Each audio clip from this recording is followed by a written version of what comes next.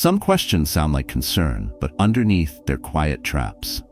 They aren't asking to understand you. They're asking to pull you back into a version of yourself that was easier for others to use, predict, and benefit from.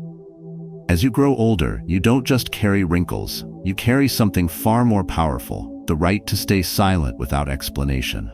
Still, people will ask, why have you changed? What are you going to do now? Don't you feel lonely? Aren't you leaving something for your kids? These aren't harmless curiosities. They're subtle ways of testing whether you're still living on other people's terms. This video isn't here to help you fight back with clever words. It's here to remind you that you no longer owe anyone a response. Because with age comes clarity, and with clarity comes the understanding that silence, used wisely, is a form of power. And like all power, it must be practiced. So don't just listen once, repeat daily. Let this message sink beneath the noise. Train your first thought before the world rushes in. Choose your peace before someone else chooses your reaction. Every question you refuse to answer becomes a quiet declaration. I belong to myself now. If you're in the season of reclaiming your boundaries, protecting your energy, and living on your own time, then this space is for you. Hit subscribe to stay grounded in that path. And in the comments, share the one question you've stopped answering. The one that taught you silence speaks loudest. And if someone you love still feels guilty for choosing themselves, share this with them too. They may need it more than you think. 1. Why have you changed so much? Have you ever noticed that when you finally start living in alignment with yourself, people who once found you convenient suddenly call you distant, different, or not the same anymore? It's not your change that unsettles them. It's the fact that they've lost access to the version of you that was always agreeable, always accommodating, always available on demand. And now that you're choosing peace over performance, solitude over social pressure, and inner truth over outer approval, their discomfort grows. It's important to realize their confusion isn't about you. It's about their fading control. I remember a man named Walter, a quiet neighbor, mid-70s, who once confessed that for most of his life he lived by reflex. If someone needed a favor, he said yes. If there was a family gathering, he showed up early, stayed late, and helped clean up. He was dependable. He was praised for being reliable. But beneath that identity was a man slowly erasing himself. He told me that one day, without any major event or breakdown, he simply stopped. Not to prove a point, not to rebel, just to breathe. He turned down invitations. He stopped responding instantly to every call. He allowed himself stillness. No explanations, no drama, just quiet refusal. And that's when it began, the backlash disguised as concern. You're different now, they said. What's going on with you? Not because he'd become unkind, not because he'd grown bitter, but because he'd stopped being easy to access. To them, his change wasn't an evolution. It was an inconvenience. This is the paradox of aging with clarity. The more you align with your own rhythm, the more those accustomed to your compliance will accuse you of drifting. But drifting is not what you're doing. In truth, for the first time, you're anchoring. And that's what rattles them. Stoic philosophy offers a profound insight here. Epictetus taught that we must stop seeking approval from those who don't share our values. Marcus Aurelius reminded us that inner harmony is more important than outer applause. And so, when people ask why you've changed, they're not really asking about your transformation. They're asking why you're no longer acting in service of their comfort. It's tempting to explain yourself, to reassure them, to soften your evolution. But you don't need to. In fact, doing so only reopens the door to expectations you've already outgrown. Silence, in this context, is not cold. It is sacred. It is the boundary between your reclaimed self and their lingering projections. And let's be honest, some people will never be ready for your calm, your refusal to over-explain, your quiet rejection of guilt-based relationships. But their unreadiness is not your responsibility. Your job isn't to make them understand your healing. Your job is to protect your peace stoically, to walk forward without carrying the weight of their confusion, and to remember that silent strength is often misunderstood by those who equate noise with closeness. There's also something deeper that happens when you stop answering that question. You reclaim a space within yourself that used to be occupied by performance. You start honoring your own needs without the need to narrate them. And slowly, the emotional boundaries you once struggled to define become clear. Not because you announced them, but because you simply started living by them. That's the real power. It's not found in confrontation. It's found in consistency. In choosing not to argue about your worth, your direction, or your new way of existing. So when someone leans in and says, "Why have you changed so much?" Pause. Notice how that question makes you feel. Not defensive, but aware. Aware that you've evolved beyond needing to convince anyone that your piece is valid. Aware that some questions don't deserve answers, not because you're hiding, but because you finally stopped needing permission to be yourself. And that, in many ways, is the final form of freedom. You didn't change to rebel, you changed to return. To come home to the version of you that was buried under decades of expectation. And now that you're back, you don't owe anyone an explanation. Let your calm speak for you. Let your boundaries carry the message.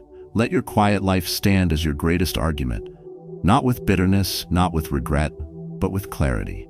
Because clarity never shouts. It doesn't need to. It simply stands still and shines. 2. So what are you going to do with your life now? It was a quiet dinner, nothing out of the ordinary. Just 3 generations gathered around a long wooden table, sharing stories and roasted vegetables. Raymond, a retired postmaster in his late 60s, had spent the evening mostly listening. He'd never been the loudest in the room. But when someone casually leaned in, Fork paused midair and asked, "So what are you going to do with your life now?" The entire table fell silent. Raymond smiled, slow and steady, then said calmly, "I'm planning to do nothing." That moment hit harder than expected, not because his answer was shocking, but because it was unapologetic. No long explanation, no nervous laughter, just peace. The silence that followed wasn't about disagreement, it was about disorientation. People aren't used to hearing a man say he no longer needs to prove his value through projects, plans, or purpose-driven pursuits. Especially not a man who once lived by the clock, whose worth was once measured by how many people relied on him. But now Raymond had redefined success. It wasn't about productivity anymore. It was about peace. And peace doesn't need a calendar. This question, what are you going to do with your life now, is one of the most deceptive inquiries you'll face in your senior years. It sounds casual, even supportive, but often it carries an undercurrent of pressure. The pressure to stay useful, visible, and relevant. The pressure to maintain a storyline that makes sense to others. But your life is not a performance. It's not a resume. You don't need to provide bullet points to prove your worth. You are not a business plan waiting for feedback. You are a human being entering the most spacious, reflective, and potentially liberating chapter of life. The Stoics never told us to chase public approval. They told us to align our actions with our inner compass. Marcus Aurelius wrote not about 5-year plans, but about waking up and doing the work that was yours to do today. And sometimes that work looks like reading in silence. Sometimes it's watering plants, walking at your own pace, and choosing stillness over stimulation. There's great dignity in slowness when it is chosen, not imposed. But the world doesn't always see it that way. Especially in cultures obsessed with performance and measurable goals, the idea of a man doing nothing seems like a failure, not a triumph. So they ask, what's next? As if your present isn't already enough. As if life only has value when it's striving towards something newer, faster, louder. And when you say you're content, their faces tighten, not because you've disappointed them, but because your calm confronts their restlessness. Your freedom forces them to question why they're still running. There's a deeper reason this question can sting. It can awaken the quiet fear that if you're not doing something impressive, maybe you're falling behind. But behind what? A timeline no one agreed to? An expectation built by people who never lived your story? The truth is, many older adults carry a lingering guilt that if they aren't maximizing every second, they're wasting what's left. That guilt is not wisdom, it's programming. And like any bad code, it can be rewritten. So when someone asks what you plan to do now and you don't have an answer that fits into their box, that's okay. Maybe your answer doesn't have sharp edges. Maybe it's soft, slow, and beautifully unclear. You don't owe anyone a blueprint for your days. What matters is that your days feel like yours. That you're not rushing into a new obligation. just to avoid being misunderstood. Because every time you say yes, out of fear you say no to something your soul may need more. In the later seasons of life, freedom is not the absence of responsibility, it's the presence of choice. And the ability to choose rest, solitude, quiet enjoyment without the need to defend it. That is power. That is clarity. That is the kind of emotional boundary most men are never taught to honor. If you're at that point where your to-do list has grown shorter, where the urgency is fading, and you're learning to simply be, don't let anyone pull you back into a race you never signed up for. Don't let the echo of expectation drown out the beauty of your current rhythm. There is no prize for staying busy, but there is deep reward in being grounded, steady, and self-owned. The next time they ask what you're going to do with your life now, smile like Raymond.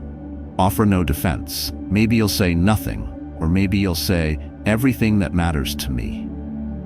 And if they don't understand, let your peace explain it for you. Because purpose in this chapter is not what impresses others. It's what restores you. 3. Don't you feel lonely living like that? There are rooms so full of noise they feel empty, and there are quiet spaces that feel sacred, whole. You don't need a crowd to feel alive. You need space to hear your own thoughts. That's something I learned one afternoon visiting Daniel, a 69-year-old neighbor whose home had become a sanctuary of silence. No TV blaring in the background, no phone buzzing with constant updates, just the sound of wind through the trees and his fingers gently finding their way across an old classical guitar. He had lost his wife a few years earlier, and his children lived in different states. From the outside, many assumed he must be drowning in loneliness. But when someone once asked, "Don't you feel lonely living like this?" he gave an answer I'll never forget. "I don't feel alone. I feel enough." That answer revealed a deeper truth that many miss. We live in a world that fears stillness.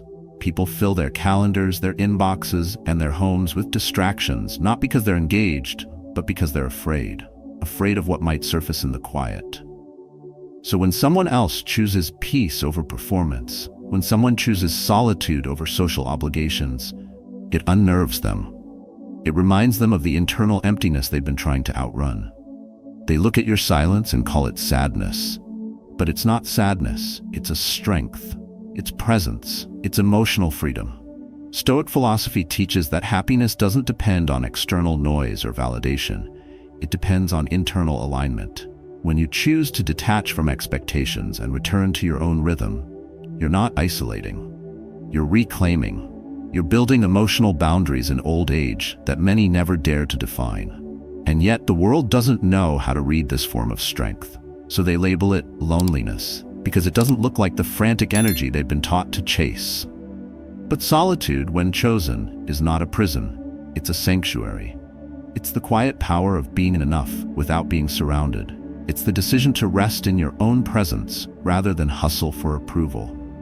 Many older adults find that the more they retreat from the noise, the more they reconnect with themselves. And yet, every time they pause, someone will ask, "Aren't you lonely?" As if a life without constant interaction is a life half-lived. But that's the lie. The real loneliness is not in quiet rooms. It's in loud ones, where you're unseen, unheard, or drained by people who mistake your kindness for obligation. Daniel told me that after decades of giving, helping, hosting, and fixing, he found silence not as an escape, but as a homecoming. There were no guilt-tripping phone calls, no passive-aggressive questions about why he wasn't around more. Just slow mornings, good books, warm tea, and the sound of strings vibrating beneath his fingers. In that silence, he found what no conversation had ever given him: clarity. And that's where the misunderstanding often begins. People think you must be missing something. But what they don't realize is that silence, when intentional, doesn't signal emptiness. It reveals depth. You're not withdrawing because you're broken. You're stepping back because you're finally whole. You're choosing not to perform emotional labor for others. You're protecting your peace stoically, without guilt or explanation. The truth is, no one gets to define your joy. No one gets to label your solitude as sadness just because they're too afraid to face their own reflection. And you don't owe anyone an answer when they ask if you're lonely. Let them sit with the discomfort your calm creates. Let your silent strength stand as its own reply. Because the kind of presence you've cultivated, one that needs no audience, is more powerful than any conversation. So the next time someone says, "Don't you feel lonely living like that?" pause before you respond. Not to defend yourself, but to recognize how much growth it takes to sit comfortably in your own company, to befriend your quiet, to rest without apology. And then, if you choose to answer at all, let it be like Daniel's response: calm, clear, unshaken. Not a speech, not a defense, just the truth of someone who has finally become enough. You see, aging doesn't mean shrinking. It means deepening. And part of that deepening is learning to let silence carry what words can't. No, you are not lonely. You are living in the rarest form of presence, the kind that doesn't need noise to be real. And the moment you stop explaining that is the moment you start living it fully. 4. Aren't you planning to leave something for your kids? There's an unspoken weight many older adults carry, often without ever questioning it. The belief that every dollar earned, every year lived, and every decision made must somehow serve someone else's future. It's a silent expectation passed down through generations, woven into family dinners, casual remarks, and cultural narratives that equate love with legacy and duty with depletion. And it often comes disguised as a question that sounds innocent but carries emotional leverage. Aren't you planning to leave something for your kids? On the surface, it seems like a simple inquiry. But for many, it strikes a nerve because it's not really asking about money. It's asking whether you still feel obligated to sacrifice the joy you've postponed your entire life. A man once wrote to me after watching a video like this. He was in his 70s, after decades of working overtime, raising children, and taking care of a home filled with others' needs. He had finally planned something for himself, a solo trip through the Pacific Northwest in a restored car he'd spent years dreaming of. But just before booking it, he sold the car instead, because his daughter hinted at needing help with a down payment. "It felt right at the time," he wrote, "but I haven't heard from her since. She never even asked how I was." That was the moment, he said. He realized he had once again confused giving with being valued. This is the subtle trap so many fall into. We are conditioned to believe that leaving behind a financial inheritance is the highest form of love. But sometimes what your children need most isn't a house or a trust or a final check. It's the memory of who you became when you finally started living. They need to see you alive, not just responsible. Because what we pass on emotionally matters more than what we pass on materially. And a parent who dies exhausted, resentful, and unfulfilled sends a louder message than any will ever could. From a Stoic perspective, peace is worth more than possessions. Seneca warned that the wise man saves not for his heirs, but for his soul.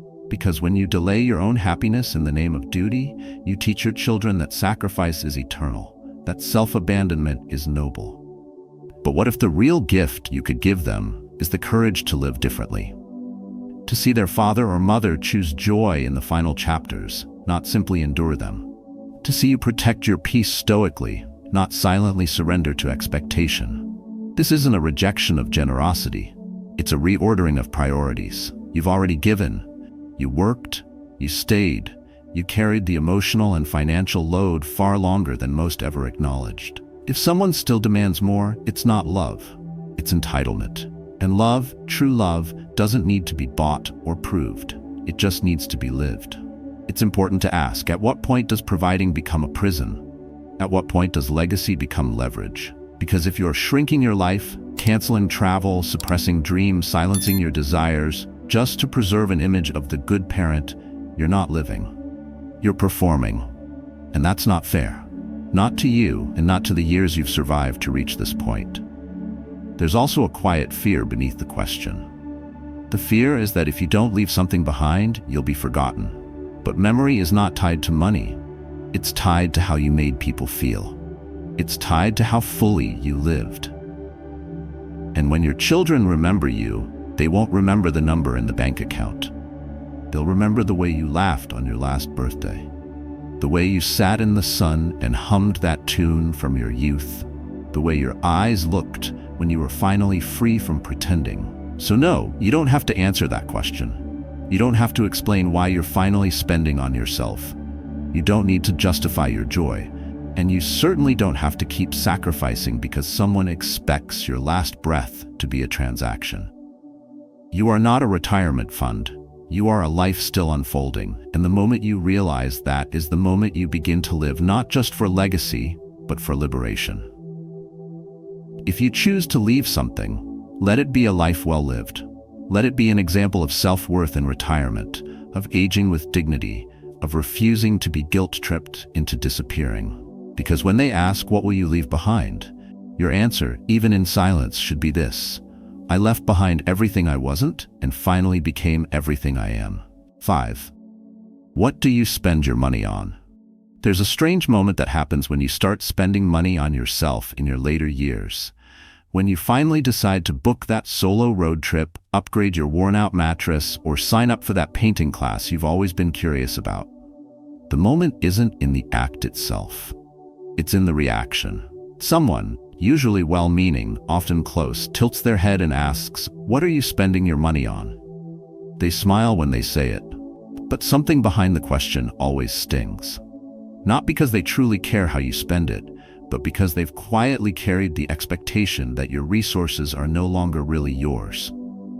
They expect you to keep sacrificing, even when the season of giving has already run its course. What they don't see is the cost behind every dollar. Not just financial, but emotional. Your money isn't just numbers on a statement. It's early mornings when you pushed through fatigue, years of showing up when you had nothing left, entire chapters of your life where your needs were paused so someone else could move forward. That money is your effort made physical. It's a symbol of your endurance.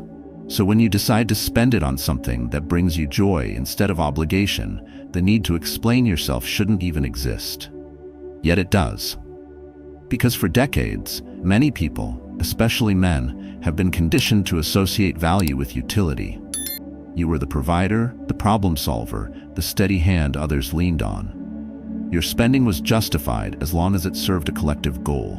But now that the kids are grown, the debts are settled, and time finally feels like yours again, choosing to spend freely on yourself triggers old programming. You hesitate, not because you can't afford it, but because a small voice asks, "Is this selfish?"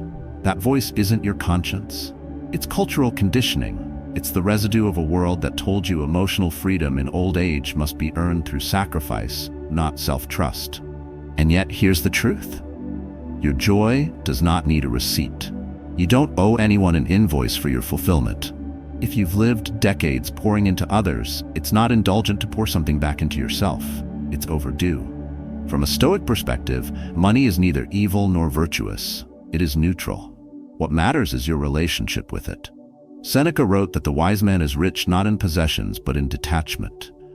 And that includes detachment from guilt, from fear, and from the illusion that your spending must always be in service of others. When you hesitate before buying something you love, ask yourself, is this hesitation rooted in wisdom or in inherited shame? So much of this shame comes from inherited scarcity thinking. Maybe your parents grew up during the war or economic hardship. Maybe you were raised to believe that enjoying money meant risking survival. And so now, even in retirement, even when the bills are paid, that fear lingers. You're still waiting for permission to enjoy what's already yours. But what if you didn't ask for permission? What if you stopped treating joy like a luxury and started treating it like nourishment? A new recliner that helps you sleep better. A weekend getaway that gives you fresh air and solitude. A hobby that reconnects you to forgotten parts of yourself. These are not indulgences. These are acts of renewal. And if someone can't understand that, it's not your job to explain. Let them ask. Let them wonder. Let them sit in their discomfort while you sit in your peace. Because that peace is what matters now. That ability to make a choice and not defend it. That refusal to apologize for finally choosing yourself. There will always be someone who thinks you should save more, give more, or shrink more. But you've done enough shrinking, enough delaying, enough disappearing behind duty. You don't need to make yourself smaller to keep others comfortable. Not anymore. And the next time someone asks, what are you spending your money on? Smile if you want, or say nothing. Either way, you're not being irresponsible. You're reclaiming something sacred. You're choosing to live on your own terms. You've earned the right to spend without guilt, to enjoy without defense, to exist without accounting for every moment. And in a world that constantly pressures older adults to justify their joy, your quiet decision to stop explaining is an act of personal freedom. So spend what you've earned on peace, on presence, on pleasure, because the price has already been paid in full. 6. Don't you think it's a little late for that? Picture a man in his 70s, sitting alone in a small, quiet room. The light is soft, his hands are slightly shaky, but his eyes are alive. He gently places his fingers on the keys of a piano he just bought from a local thrift shop. He doesn't know how to read music, and he doesn't care. He plays one note, then another. Each sound feels like a step back toward something he lost along the way. Then, from another room, or perhaps from within himself, a familiar voice interrupts. At your age? Isn't it a little late to start that? The tone isn't cruel, just casually dismissive. But behind it lies the same old doubt, that time determines worth and age erases permission. The saddest part is that voice often doesn't come from others, it comes from within. From years of conditioning that told you dreams have deadlines, that if it didn't happen by 40 or 50, it wasn't meant to be. And so, many people abandon ideas that used to make them feel alive. Not because those ideas were foolish, but because they believed they were no longer allowed to begin. This belief, that it's too late, is not a truth. It's a lie told by fear, dressed up as practicality. You've probably felt it, that flicker of desire to start something new, to return to an old love, to explore a part of yourself that never had room to grow. But just as you begin to entertain it, your mind slams the brakes. Who are you kidding? It whispers. You should have done that years ago. And with that, the idea dies. Not because it wasn't real, but because you believed your time had passed. But let's challenge that. Let's bring Stoic clarity into this space. Seneca wrote, "It's not that we have a short time to live, but that we waste much of it."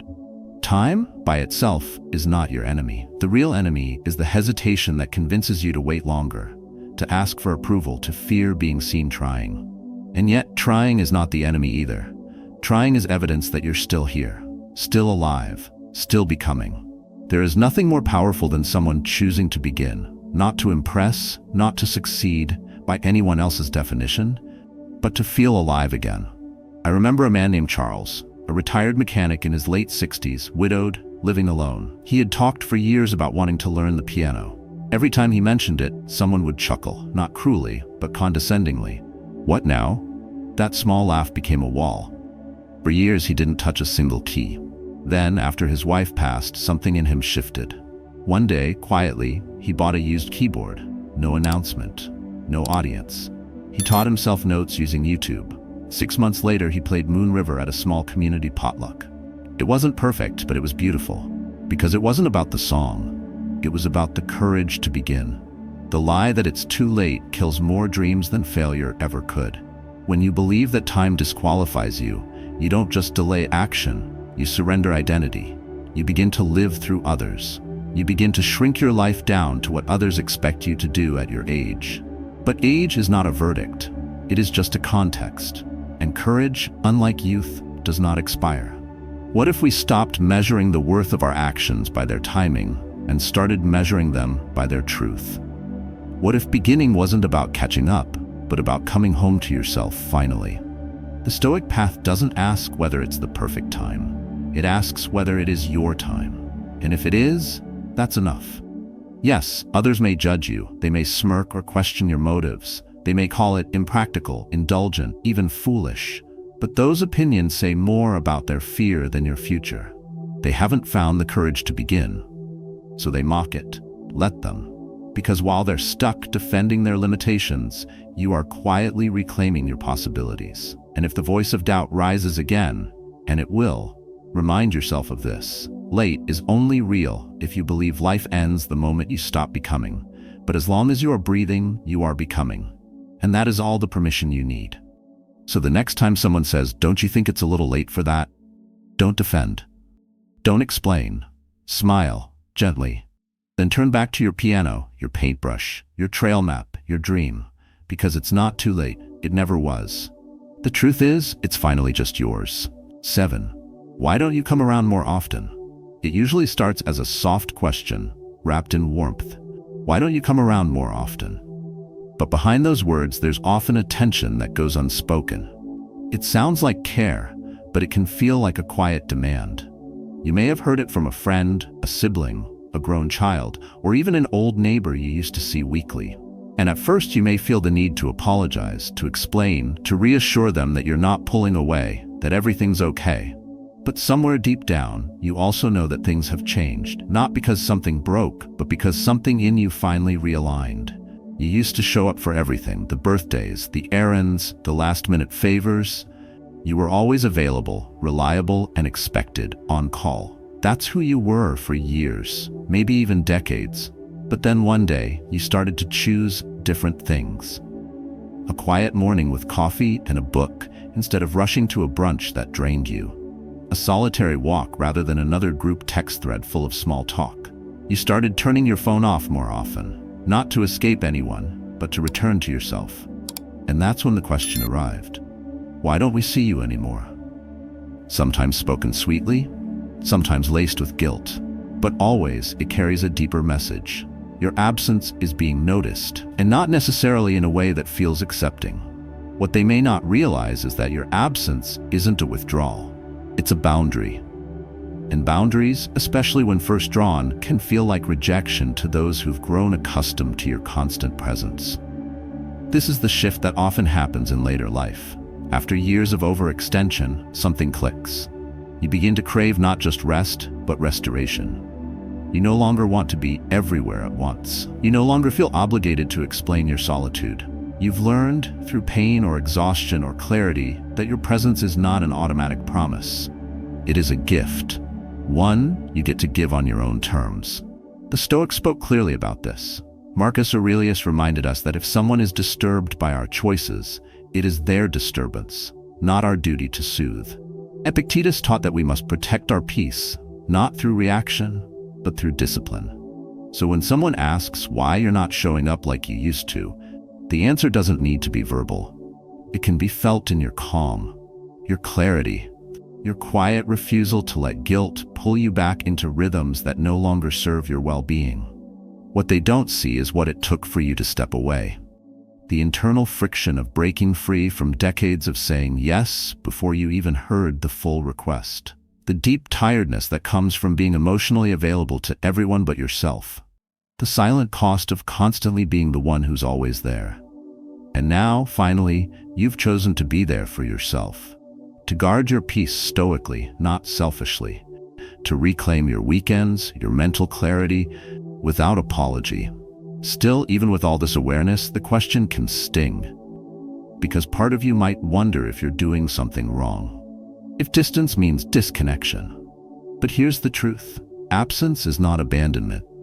Silence is not coldness. You are not rejecting them. You are returning to yourself. And anyone who truly values you will come to understand that. In fact, your silence can become its own quiet teacher. When you don't show up just because you used to, when you don't explain every shift in your availability, you model something powerful, that emotional boundaries in old age are not walls. They are doors that open inward. That presence should be offered from fullness, not obligation. That being reliable doesn't mean being endlessly reachable. And if some relationships fade because of that shift, let them. Not with bitterness, but with grace. Some people were only attached to the version of you that never said no. But now, you're no longer in the business of emotional overexposure. You've earned your peace. You've reclaimed your calendar. You're no longer seeking validation through attendance. So the next time someone asks, why don't you come around more often? Feel no pressure to justify. You can smile, you can nod, or you can say nothing at all.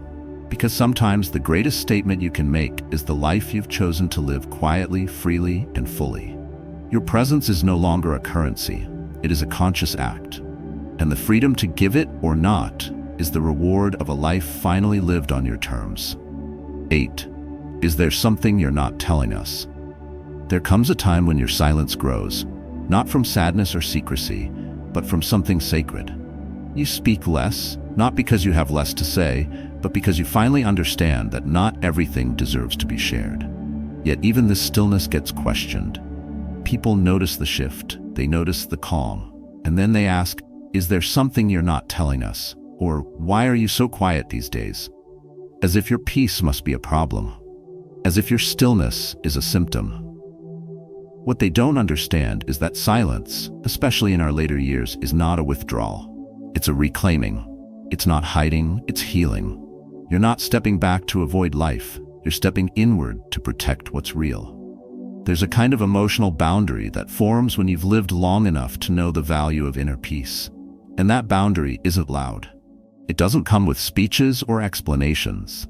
It arrives quietly, like dusk, asking nothing except that you stay close to yourself. But still, the questions come. Sometimes from family, sometimes from old friends, sometimes from people who only knew the more available version of you.